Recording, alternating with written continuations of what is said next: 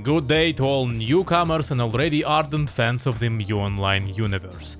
Bless Universe is speaking, one of the most experienced, popular and stable projects in the Mu Online universe. Today we continue the theme of PvP events, and as promised, we will try to devote more time to the most important event, the Castle Siege. Siege is probably the hardest event in the game, requiring a lot of team coordination and teamwork.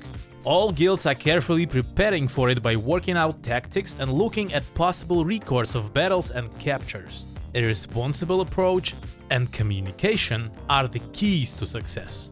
On new servers, the first few weeks, sieges are disabled to allow new players to prepare for such a massive battle. The date of the first siege on the new server is always notified upon opening. Almost always on new servers, the first few sieges are followed with very large rewards for the winners in the game currency, which helps top guilds gain momentum and become even stronger. In addition to rewards from the administration, the winners of the castle receive a certain percentage, depending on the server settings, from sales on the server web market, in bonuses and Zen as a tax. This shows the status of the guild and allows it to more confidently stay on the top of the ratings. In addition, the owners of the castle have access to the stadium map on a permanent basis, and they cannot be killed there, when ordinary players have access to it only on weekends. The map itself is the abundance of spots with monsters where you can stay AFK, and lots of orcs which are countable in the Orc Leader achievement. Rare monsters which are needed for quests also appear there. And also the unique territory of the castle, where bosses appear from which high-rank ancient items drops, rabbits appear which counts in the achievements, rare quest monsters and other rare ones. The event takes place every Sunday at 18 PM server time, in the Valley of Lauren map, where the castle itself is located and lasts exactly 1 hour. During the event, the area becomes a battle zone, and you do not need to press Ctrl to attack enemies. Moreover, during the event, you attack everyone, and mass skills hit everyone regardless of whatever you targeted them or not. In addition, for killings during the event, you will not be marked as the Phoneman, i.e. assassin, but guilds not registered to the siege are still subject of such restrictions. To take part in the siege, your guild master must be at least level 200, the guild must have at least 20 members, and by entering to the top 3 guilds in terms of your buff level, your guild is automatically registered for the siege. At the beginning of the event, the attacking guild will be marked with a sword above their heads, and the defending one with the shields. But it also happens when the castle is neutral, for example during the first siege, or when the castle is held by the same guild for several weeks in a row. If the castle is neutral, the guilds fight to capture it first. So how does the event take place and what is its essence? As we have already said, the siege of the castle is the largest and the most important event in our game. Guilds planning everything in advance. They gather groups, distribute roles, pronounce tactics and gather in the voice chats. Ideally, 30 people from each guild will take part. But now imagine the level of communication in voice chats and the level of teamwork between guilds during active battles. Groups tend to differ depending on their objectives, strategies, equipment and depending on the availability of certain classes. Ideally, each group should have all the classes to get all the buffs, which is not always possible to do. Every group definitely needs a Dark Lord, because without his summon ability, which calls everyone to his place, a good siege simply will not work. For example, if in one group Dark Lord is the strongest member in terms of equipment, resets, achievements and so on, then he can perform summon himself, since it is desirable for him to have all the buffs. But sometimes in such a group, sacrificing the Soul Master buff, another DL is also invited, Crit DL, to give the maximum buff to critical damage for an already strong damager.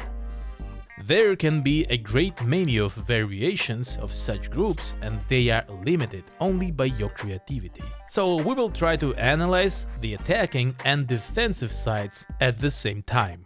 The invaders will have to overcome several lines of the castle's defenses, where the defenders will line up in defensive positions, most often in narrow passages. The first such passage will be a breach. Not all guilds are ready to use the breach as a line of defense, which in my opinion is in vain.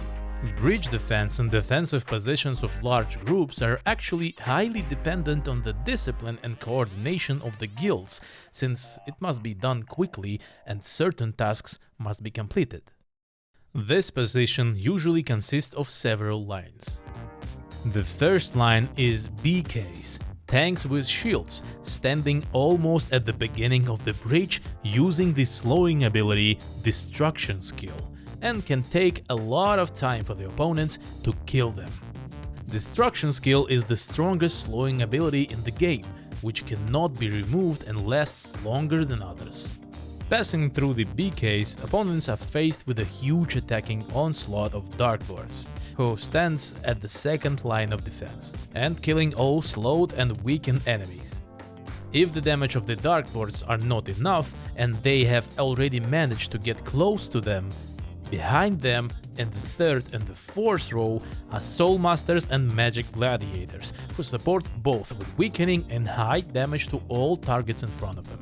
Why not in the same line with Dark Lords? Fire Scream of Dark Lords hits the first target, and it's better not to stand in front of it, so as not to die from friendly fire at least. And the last line of defense is support characters, for example Energy Elves, Inner BK, Crit and Summon Dark Lords. Just to clarify, to explain what Inner BK means. Inner BK means when BK distributes its stats so its health buff is as effective as possible. Usually this is the maximum of number stats, vitality and energy. Crit DL has the same principle. Stats are distributed to maximize the critical damage buff. So the maximum possible amount of stats goes into energy and command, a unique characteristic of Dark Lord for managing pets. Don't think elves are used only as a support role.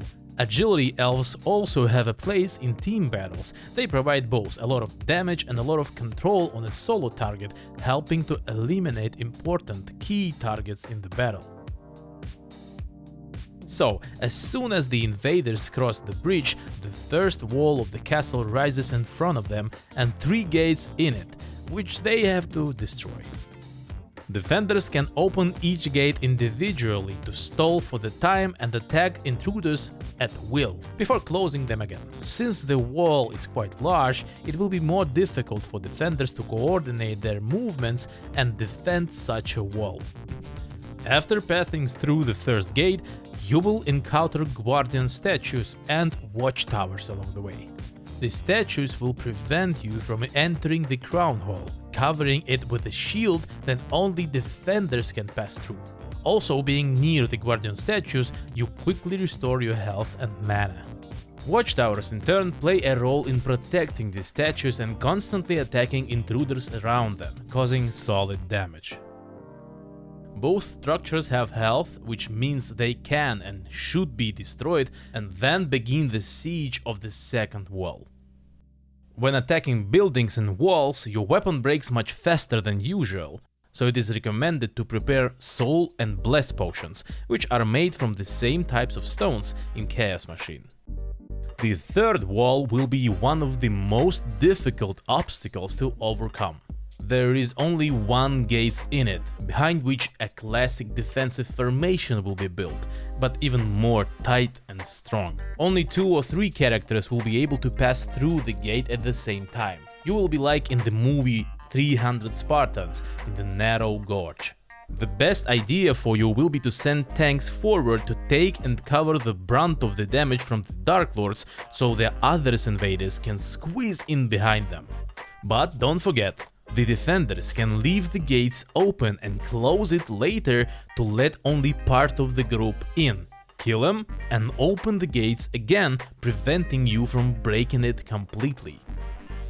In addition, behind the gate and the group that will stand on defense, there will be a guardian statue and watchtowers, which you also need to destroy. So you may have to break the defense probably several times. Each guild has 3 Battlemasters titles and only 1 Assistant of Guildmaster title. Battlemasters in Castle Siege receive additional abilities that will be displayed on their interface, namely stun and anti-stun.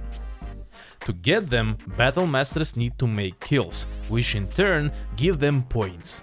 Stun requires 4 points and anti-stun 2 points.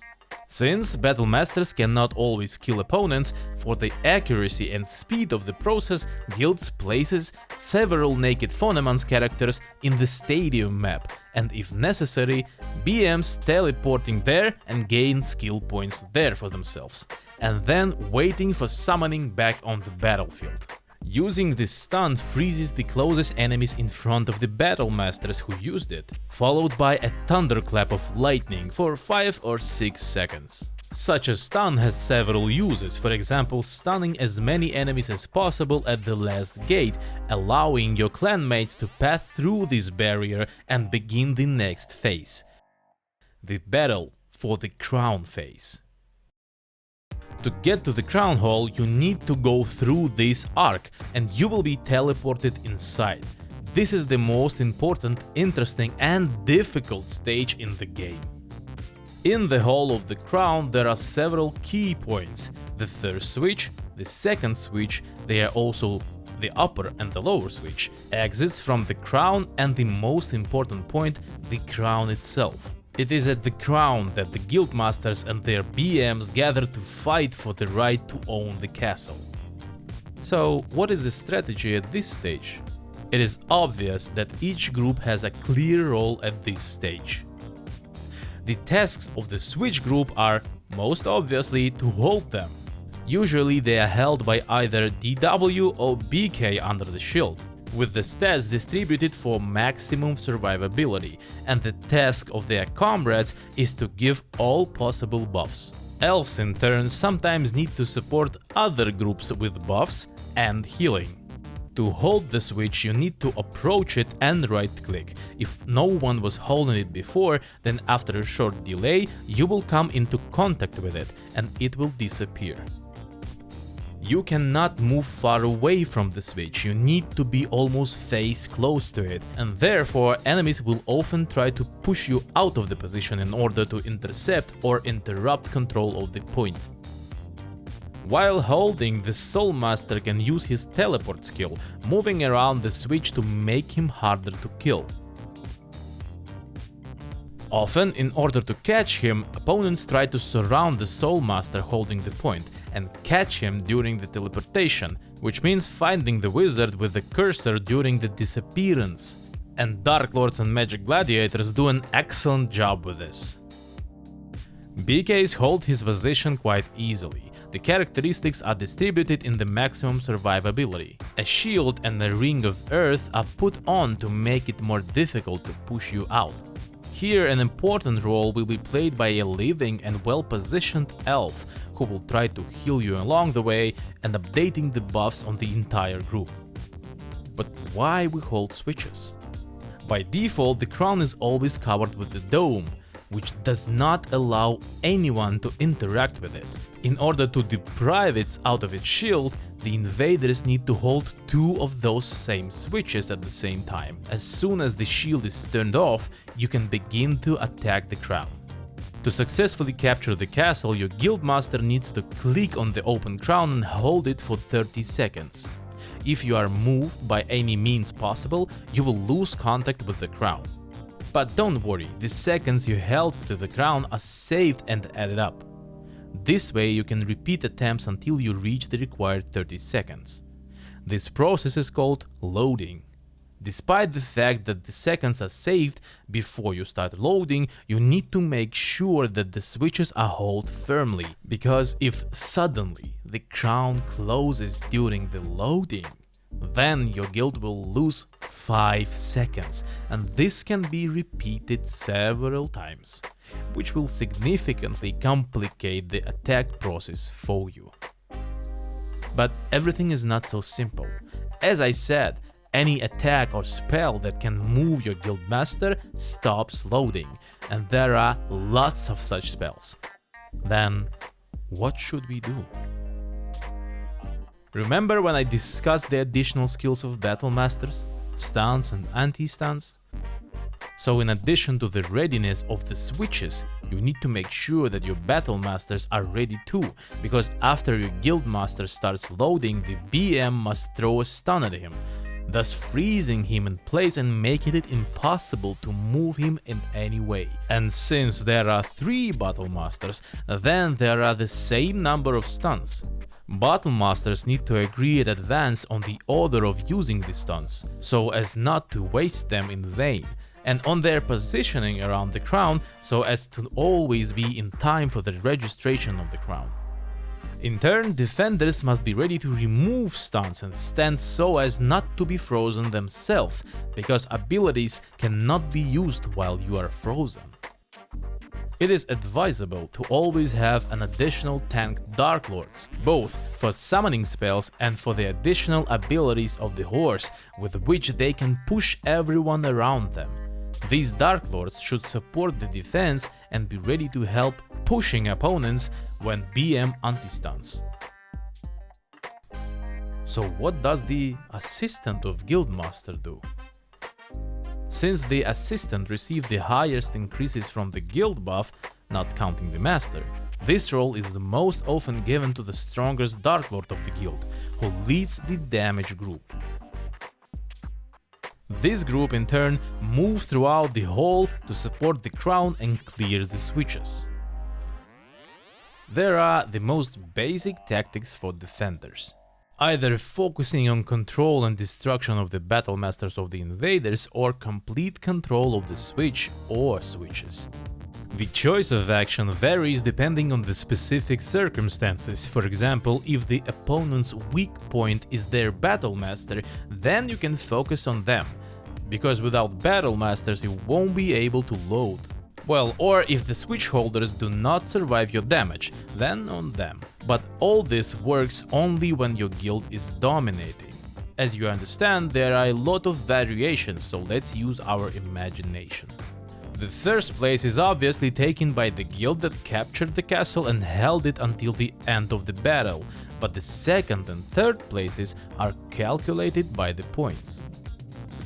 1 second scored on the crown equals 10 points. 1 minute holding the castle as a defender position, 10 points. Successful crown registration, 100 points. Gaining seconds on the crown are taken into account with penalties, always -5. Holding for 1 second equals 0. Holding for 5 seconds equals 0. Holding for 5.5 seconds equals 5 points. Holding for 6 seconds equals 10 points. Holding for 10 seconds, 50 points. 30 seconds equals 300 points. No penalty since successful capture, plus 100 points for capture equals 400 points. If there is no third place, the prize fund for the third place is divided in half between the first and the second. By the way, on our servers the alliance system is slightly different from others. Alliances are not created freely, and there are siege buffs and debuffs, so that one guild does not sit in the castle for years.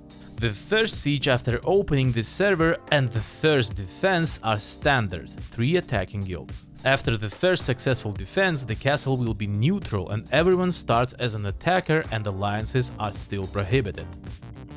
The second successful defense, if the guild also wins, the attacking guild is only one, top 1 guild in the rating, and plus 1 guild to it in alliance. The third successful siege, again, there is only 1 attacking guild, but already 2 guilds are in the alliance with it, and so on. A few clarifications. An alliance can be only created with a guild that is in the top of 10 rankings. If the alliance is not created manually, then during automatic registration, the Intruders Guild will also be assigned an alliance. For more details, I will leave a link in the description of the video. In addition, with the successful defenses, attackers will be awarded a buff in form of increased damage and defense, and additional pure damage and increased health. With each unsuccessful attack, the buffs becomes even stronger. You can follow the buff on the website. I will also leave the link in the description. We have another Siege's feature, Lifestone. Lifestone can only be used by a head of the invading guild or his assistant. Lifestone is essentially a resurrection site for invaders, so it will be possible to set the spawn point closer to the battle site and do not use DL summons for some time. Lifestone can be destroyed. Also, there is a limit of usage of this Lifestone, 3 times for each guild during the siege. The immortality of the Lifestone once installed lasts for 60 seconds, after which the object remains 90% of HP, which is an indicator that it can be destroyed now. How to make it? You will need packs of 30 KS, 30 blesses, 30 souls, 30 lives, 30 creation and 10 guardian. Now let's move to the section what not to do during the siege. Our game contains the stay on and stay off commands, which help you to turn on and off your teleportation ability. So if you hold the switch or even load it like a guildmaster on the crown, then never forget to use such commands, friends. Otherwise, you'll be simply transported in the most unfortunate moment. And now for those who is doing the summons. Dear Dark Lords, always warn about your summons both in voice chat and with macro in a group chat. And of course, watch where are you summoning. You should not do it in crowd of the enemies. On our servers, some elements of jewelry have additional effects. For example, ice jewelry reduces the time and the chance of freezing from player skills. So the guildmaster should always have a different sets of rings and necklaces, and it's better not to go without the ice ring at all. Otherwise you will stand the full siege in the ice arrow skill of the elf, which freezes you in place and will definitely interfere with your movement. Positioning and movement. Definitely do not stand still, especially if you are support. Do not wait until they kill you. Do you see the crowd of enemies approaching you? Move towards to your allies or retreat altogether if there was such a command. You should not die and give the team a chance to be left without your buffs. And of course, do not stand in front of the fire scream of Dark Lords, both allied or enemy. Tips. We just talked about jewelry and the elf's ice arrow skill. So, all this can be used to your advantage. Do you have an agility elf and want to load? Go into position as a GM, take off your ice jewelry and let your elf pin you in place, and they won't be able to push you out. I assure you, this happens very often, and sieges are won doing this. After dying in a siege, you do not appear in a random capital, but at the beginning of the Lauren, where cleaning groups can meet you and will kill you right after your resurrection. Their job is mainly to prevent you from returning to the battlefield and kill you while you are without your buffs. Sometimes you have to move to the safe zone of one of the capitals in order to successfully complete this summoning. Do not forget, if you move during the summoning, it will be cancelled. Such groups can also be called provocators, because if you start battle with them, the summon will also be cancelled. Preparing characters before the siege. Do not forget that siege lasts an hour and it's the most important event of the week. We purchase at least 8,000 health potions. Check that you have enough Zen for everything. If required, buffs from the bosses and X shop. If necessary, then purchase VIP and power buffs on the website. Well, and most importantly, transfer your stats in advance to the tasks you perform. When controlling a switch, an L-shaped position is often used, where the support part of the group is adjacent to the wall, and the DL and the character holding the switch stand in the front line, protecting the switch. This makes it more difficult for the enemy to approach the supports in order to kill them, and no one bothers the Dark Lord to deal damage with Fire Scream. Playing good with a BK tank may involve making life more difficult for enemy damage dealers. For example, blocking Fire Scream from the enemy top Dark Lords by standing in front of their target, covering yourself with a shield, and of course slowing down enemies when they urgently need to move to one or other switch after teleport. My friends, we try to analyze the topic of sieges in detail to give you as much information as possible. If we forgot something, be sure to add information in the comments under the video, and we hope we were able to help you. If yes, then leave your comment, like and subscribe to our channel. Play Mew Bless Universe. Mew of your childhood, but better.